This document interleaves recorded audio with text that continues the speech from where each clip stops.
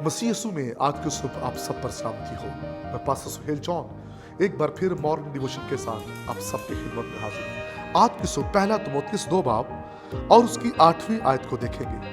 बस मैं चाहता हूँ कि मर्द हर जगह बगैर गुस्सा और तकरार के पाक हाथों को उठाकर दुआ किया करें। हालेलुया।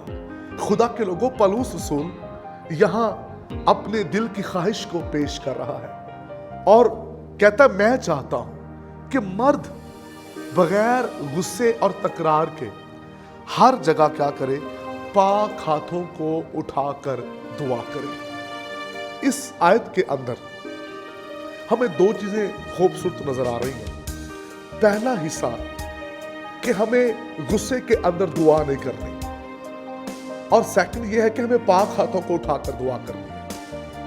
फर्स्ट को देखेंगे, खुदा के कलाम में लिखा है कि गुस्से के अंदर दुआ ना करें। तो जब हम चर्च में आए तो फिर वहां गुस्सा और नफरत अपने दिल में रखकर हमें दुआ करने की जरूरत नहीं है, और ना किसी को हकीर समझना चाहिए।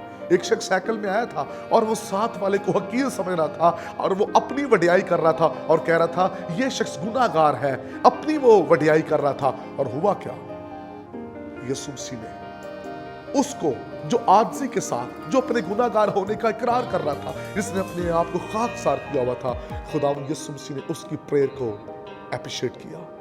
खुदा के लोगों, हम चर्च में आते हैं और हमारी चर्च के अंदर कहीं ना कहीं किसी न किसी से लड़ाई झगड़े होते हैं। हम चर्च खत्म होता है उनसे हाथ भी नहीं मिलाते, और अगर हमें दुआ का मौका मिले तो हम गुस्से में फिर दुआ कर रहे होते हैं। कुछ लोग अपने खादम के साथ खुश नहीं होते, गुस्से में होते हैं।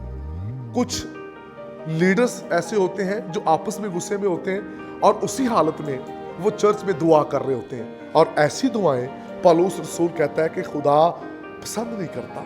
पौलुस कहता है मेरे दिल की डिजायर ये है, मेरी ख्वाहिश ये है, मैं ये चाहता हूं तुम बगैर किसी गुस्से और तकरार के खुदावंद के हजूर में दुआ करो। तो फिर जरूरत है गुस्से को निकाल कर हमें दुआ करने की जरूरत है। और गुस्सा जो है ये प्रेयर का हिस्सा नहीं है। प्रेयर तो आपको आजिज बनाती है, खाकसार बनाती है। प्रेयर आपकी हालत को बदल देती है। प्रेयर आपको मसीह जैसा बना देती है। प्रेयर आपको आसमान की बादशाही के मुताबिक जिंदगी गुजारना सिखाती है। प्रेयर आपको बादशाही के मुताबिक चलना सिखाती है। तो इसका मतलब है कि जब हम घर के अंदर या चर्च में दुआ कर रहे हो तो फिर दुआ में गुस्सा, नफरत नहीं होनी चाहिए। लिखा है कलाम खुदाबंदी के अंदर गुस्से और तकरार के अंदर प्रेयर नहीं। हम पहले हिस्से को देख रहे थे, सुबह सवेरे उठकर दुआ करें।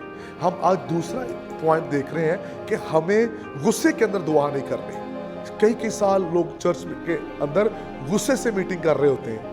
वो चर्च में आते हैं लेकिन दिलों में गुस्सा और नफरत होता है। उसी हालत में वो दुआ करते हैं, उसी हालत में परस्तिश, उसी हालत में वो कलाम सुनते हैं और चले जाते हैं। और ऐसी रिफाकत, ऐसी दुआएं तब्दीली का सबब नहीं बनती। वो दुआएं जिनके अंदर मोहब्बत है, वो दुआएं जिनके अंदर शादमानी, खुशी है, आंसू हैं, वो दुआएं रंग लाती हैं। खुदा इस कलाम की वसीला से आपको बरकत दे। मेहरबान कादर मुतले खुदा, आज सुबह का पैगाम बहुत से बहन भाइयों की हालत को बदले, गुस्से और नफरत से निकल कर लोग यीशु तेरे साथ रिफाकत रखें। यीशु नाम में आमीन।